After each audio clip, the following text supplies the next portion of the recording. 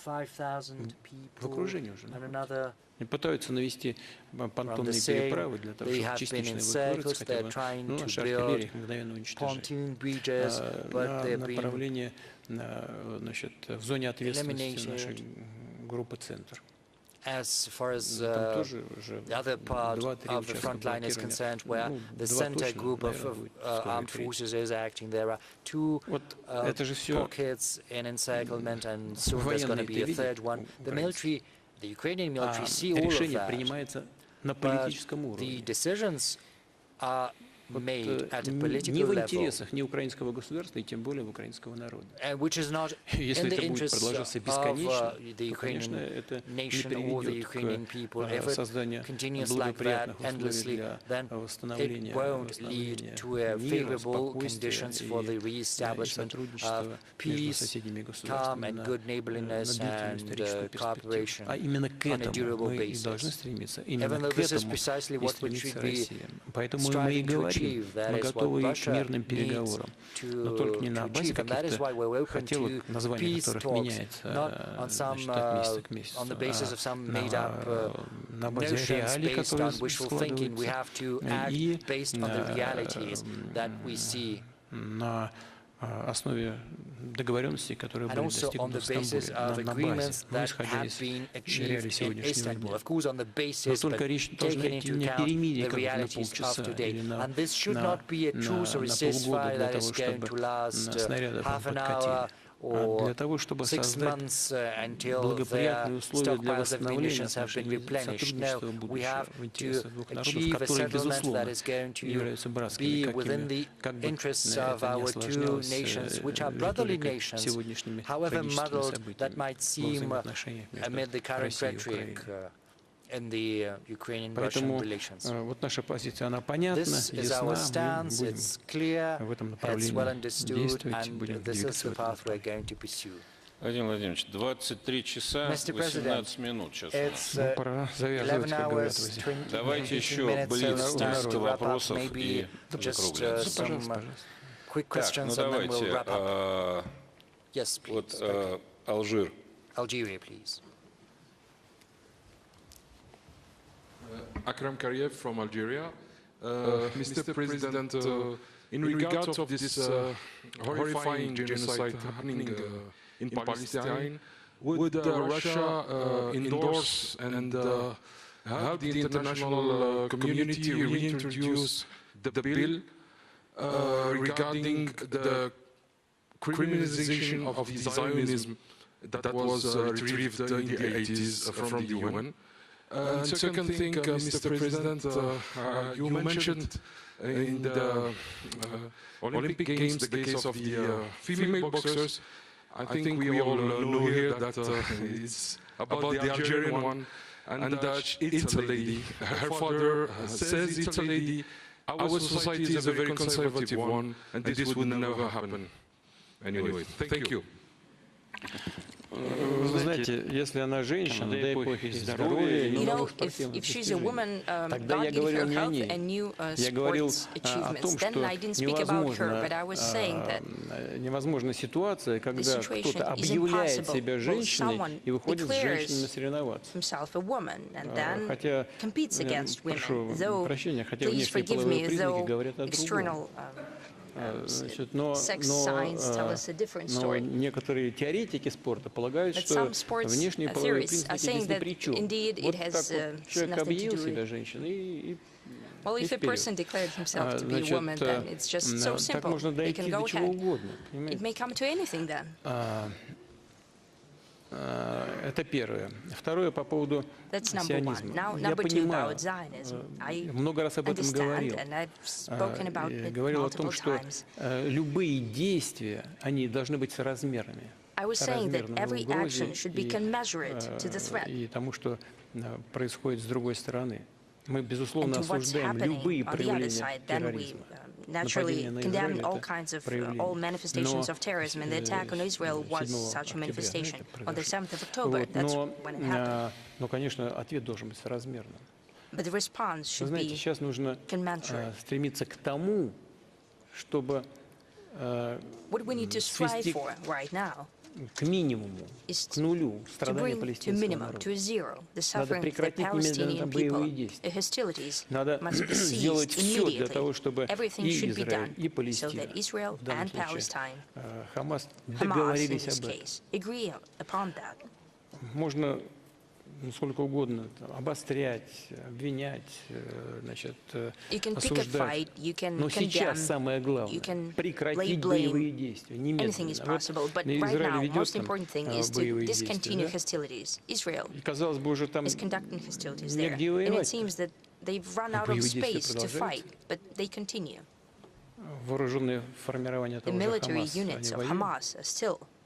Ну и как долго это может продолжаться? Или вот на юге Ливана. 63 тысячи, по-моему, группировка по нашему представлению стоит.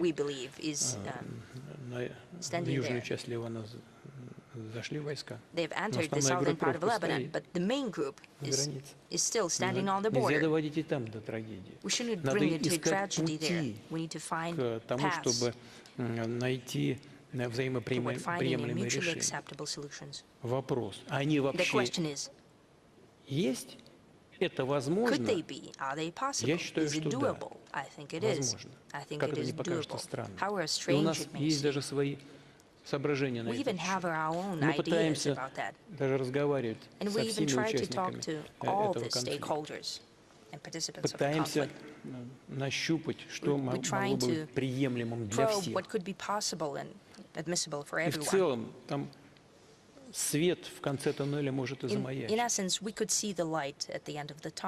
Вот, мне кажется, вот над этим сейчас надо всем нам думать. Полагаю, что это возможно, как это не кажется наивным. Но это возможно. Мы в постоянном контакте. Буквально со всеми. Если не каждый день, то каждую неделю. Вот давайте попробуем идти по этому пути. Я очень боюсь хоть что-то разрушить из тех усилий, которые мы сейчас прилагаем.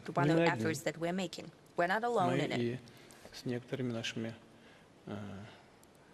партнерами в контакте по этому вопросу. Общее желание. Мне кажется, я говорю искренне, то есть не кажется, я говорю искренне, мне кажется, что мы здесь в правильном направлении движемся. У меня такое чувство, что на сегодняшний день уже практически все вовлеченные в этот тяжелый процесс участники, они все уже не хотят, как минимум, не хотят дальнейшего развития в сторону конфронтации, а наоборот тоже думают о том, как найти какие-то договоренности. Давайте об этом сейчас. И мы работаем над этим. Это, как не покажется странным, у нас у самих конфликт с Украиной, но поскольку к нам тоже обращаются многие участники конфликта с этими идеями, с предложениями, мы в естественном контакте со всеми, то мы на этом треке тоже стараемся как-то внести свой, так скажем, аккуратный и скромный посильный вклад в решение этих проблем. У вас раньше были очень хорошие личные отношения с Нетаньяху. Они сохранились? Я стараюсь ничего не портить, только все улучшать. Но сегодняшние условия, они своеобразные очень, что там говорить, они накладывают отпечаток на все. В том числе и наши. У меня и с Макроном были хорошие отношения. Я и с Шольцем разговаривал. Но в какой-то момент они решили, что это мне нужно. Ну, не нужно, значит, не нужно, я уже говорил. У меня и с Трампом были нормальные отношения. Не знаю, сейчас хочет, не хочет разговаривать. Я и с Байденом был в нормальных отношениях. Мы с ним встречались в Швейцарии, общались по телефону, разговаривали, созванивались, шутили, смеялись. Так, вот Саудовская Аравия. Saudi Arabia, please.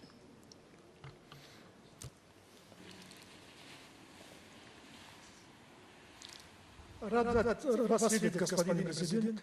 I'm happy to see you, Mr. President. Слышит ваш речь в It is этом mutual. зале. Your speech in this audience Как невольно вспоминал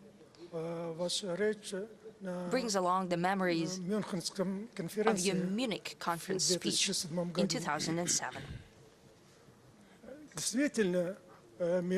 Indeed, the world order stopped being unipolar. We now have three great powers, the US, Russia, and China. It seems that these countries will compete against each other.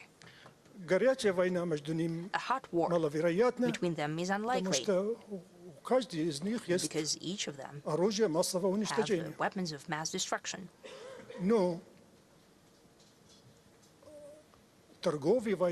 However, trade wars have already been started by the West, and that might evolve into financial wars. Therefore, my question, Mr. President, is Russia prepared for such evolution of events, especially if these wars are long-term? Or do you think the world order has another scenario of development? Thank you. Ну, во-первых, в качестве в число великих держав, безусловно, надо включить Индию. 1,5 миллиарда человек. Самые большие темпы экономического роста среди крупных экономик. Культура такая древнейшая и так далее. И перспектива. Очень хорошая перспектива роста. Ну, есть и другие быстро развивающиеся страны, которые, безусловно, будут входить в число государств, оказывающих большое влияние на текущую политику, на мировое развитие и на будущее человечества. Смотрите, что с Индонезией происходит. 300 миллионов. А в некоторых странах Африки. Вот. Саудовская Аравия, кстати, играет тоже очень большую роль в мировой энергетике. Одного этого достаточно. Одного движения, одного слова наследного принца достаточно для того, чтобы повлиять на мировые энергетические рынки. Влияние колоссальное. Вот что касается тех стран, о которых вы упомянули, вы сказали про соперничество между ними. Но вы знаете, здоровая конкуренция, она всегда хороша, она никому не вредила никогда. Я говорю это без всякой иронии, правда. Это просто вызывает к жизни внутренние силы той или другой страны, помогает ее развитию. Монополия плоха. Ну, там за океаном говорят, что только один случай есть хороший, когда монополия хороша, когда она своя. Но это шутка, потому что на самом деле и это плохо. Она подрывает внутренние основы, внутреннюю энергию роста тех, кто сидит на этой монополии. Поэтому здесь ничего такого особенного нет. Главное, чтобы вот эта конкуренция естественная не перерастала в агрессию какую-то одной страны в отношении другой. Главное, чтобы выработанные и согласованные между всеми участниками международного общения правила, именно согласованные, а не кем-то придуманные ради себя и в своих интересах, чтобы они соблюдались, чтобы вот эти ограничения, санкции, которые мы называем нелегитимными, не принимались и не использовались в качестве инструмента конкурентной борьбы. Почему я говорю нелегитимные? Потому что они противоречат действующим международным нормам ВТО там и так далее. Поэтому они нелегитимны, что здесь легитимно? Это очевидная вещь. Но их политизируют, а потом используют в конкурентной борьбе. Ну, введение санкций против России или введение санкций против Китая. Часто это идет во вред тем, кто это применяет. Ну, США и Китай, у них огромный объем экономического взаимодействия. Мы применили в отношении Китая санкции. Дальше что? Значит,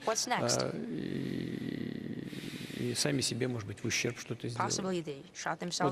Вот в Европе, например, значит, ограничивают китайские товары, they're там limiting вводят some ограничения. Chinese goods. They А на чем introduce Европа сидела? Сами же европейцы признают два главных Europeans преимущества. have Относительно дешевые recognized энергоресурсы из themselves. There are two России sources: и cheap energy from дешевые Russia товары and ширпотреба cheap goods из Китая. Ну и consumer чего сейчас market from будет? China. Не So what will прикроют это, happen next? If they cut off one добровольно thing, взяли, they отключили voluntarily наши turned off our энергоресурсы, energy resources, относительно дешевые, повторяю. Ну relatively вот мы cheap. видим на грани рецессии, там все Now we see балансирует. that it's Или сейчас balancing on откажутся от recession. достаточно If they дешевых now китайских товаров, abandon чего будет? Инфляция. relatively cheap Chinese goods, То же they would самое в have Штатах inflation. будет The происходить. same would happen in the US. Там проблем достаточно. They have quite enough issues on Достаточно their проблем.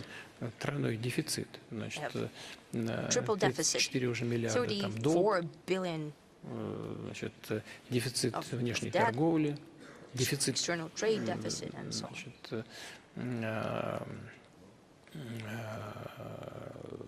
связанные с бюджетом. They have budget deficit. Бюджет сколько у них там? 6%. I think it stands at У about нас 6%. при всех ограничениях, которые они We, нам with пытаются all вводить, limitations дефицит they try to около introduce, 2%, меньше our 2%, deficit а stands там at 6%. less than 2%, and they have 6%. Сами себе подрывают способы развития, They're undermining their own development. институты развития. Their Институты institutions for развития сами development. подрывают.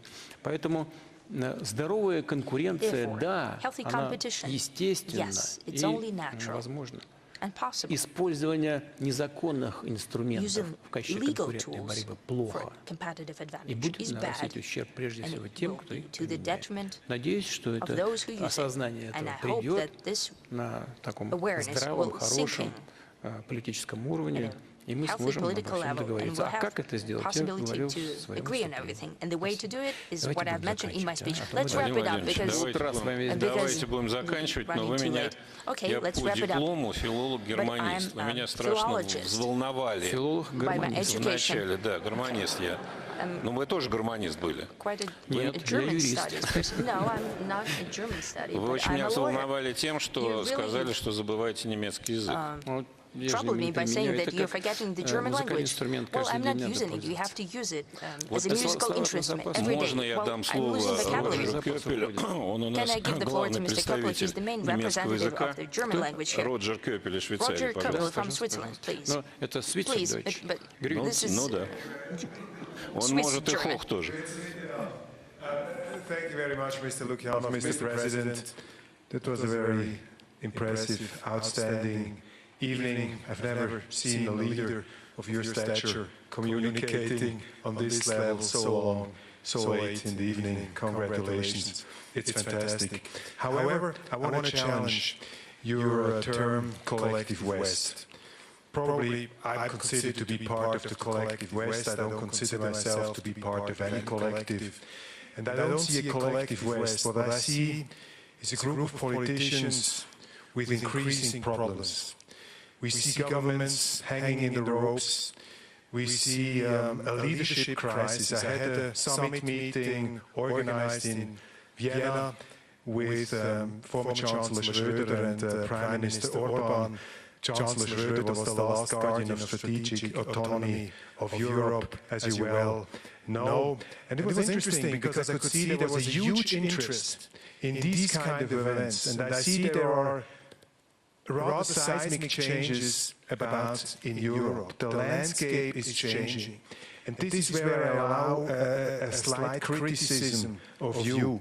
With great power comes great responsibility. And I think you're neglecting the communication to the wider public in Western Europe, in older Europe, in the German-speaking part of Europe, because you as a person, as a president, as a politician with your country, you're an extremely important topic in politics. And if you would communicate, if you would encourage these people, this could have an effect without interfering in elections, but it would have an effect in helping to bring about changes that many people want in Europe. And my question is, do you share this view, and would you be willing to give interviews to independent journalists? Without naming some president. Thank you very much for your Вы знаете этого журналиста? You know this journalist. Вы знаете, я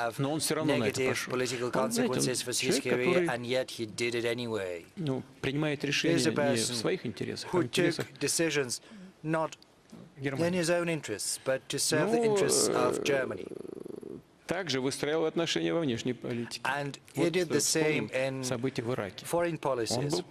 Let's remember the developments in Iraq. He was against the American intervention in Iraq, and he spoke about that publicly, just as Jacques Chirac, much to the displeasure of those who thought differently and those who gave the orders from across the ocean. In the end, оказался, значит, не удел. Он очень порядочный человек. Got chased out. И последовательный. He's a person with integrity and also a consistent person. People like that are not numerous. They do exist in Europe, but very few, just a handful. Поэтому, но вы знаете, я думаю, что это все равно будет в Европе происходить. But I think that said, потому что these processes will still continue to happen in Europe because people can see what is happening in real life. Увеличивается разрыв между так называемыми правящими элитами, которые в силу самых различных причин вынуждены, я скажу так, вынуждены даже ориентироваться на чужие интересы.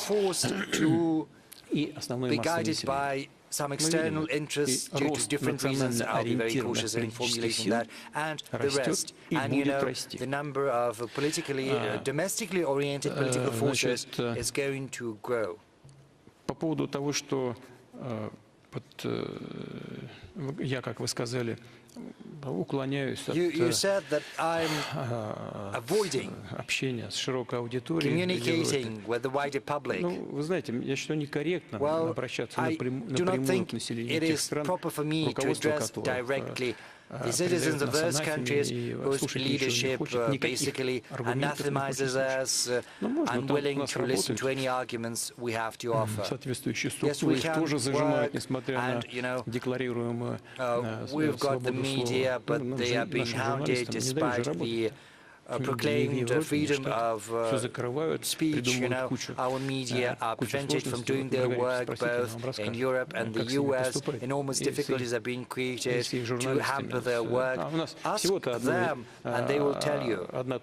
We have just one thing we can count upon, that is Russia Today, because we do not have as ramified a system as the Anglo-Saxon world can boast of. But they're even afraid of Russia Today.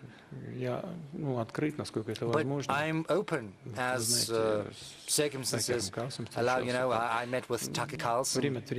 From time to time, I've got contacts with journalists, Western journalists included. So, well, talking directly, it often leads to an unhealthy reaction. There's this stream of consciousness as well.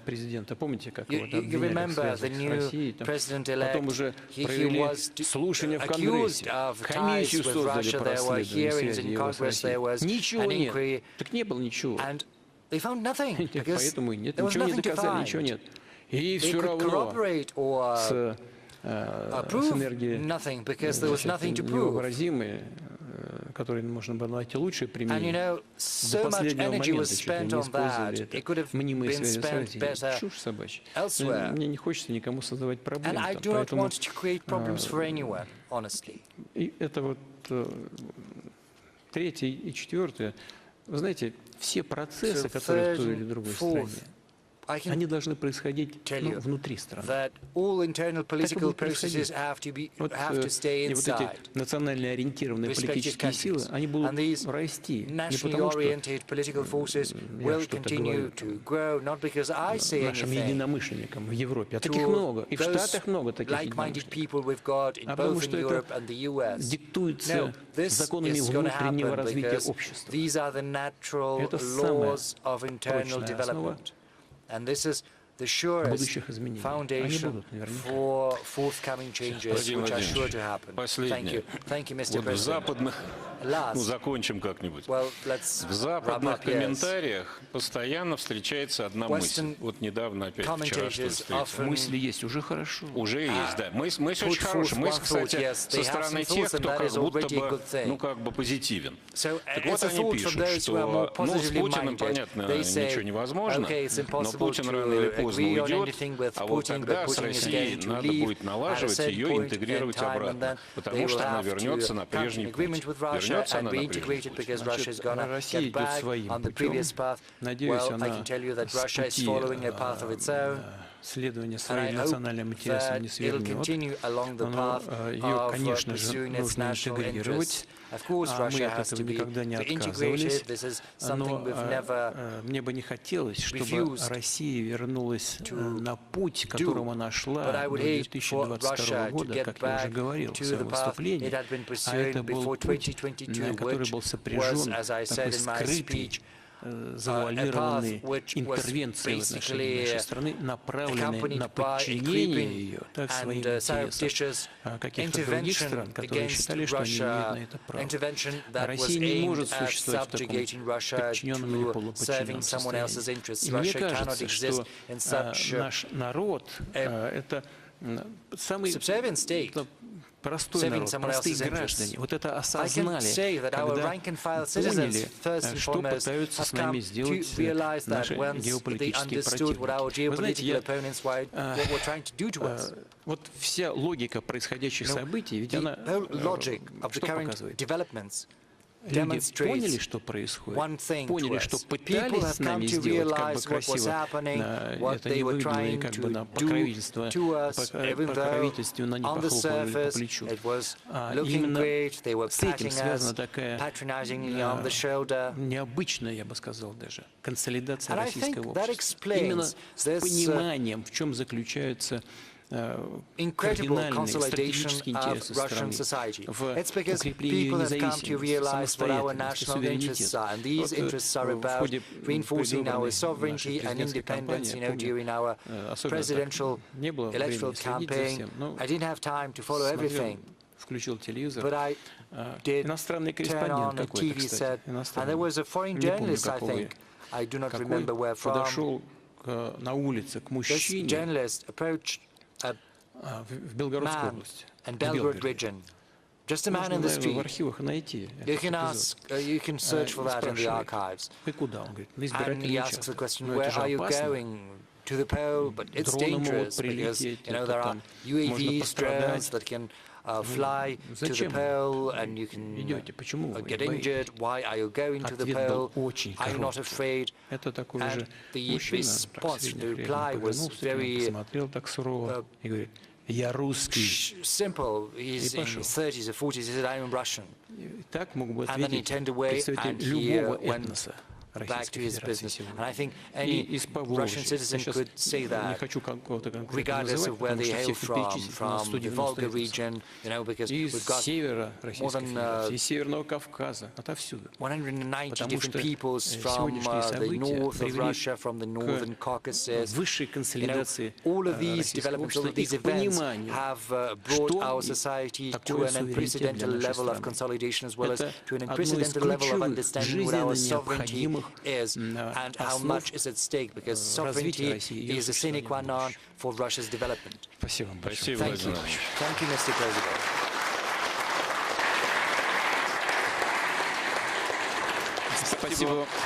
Спасибо большое вам и нашему ведущему. I offer my thanks to you.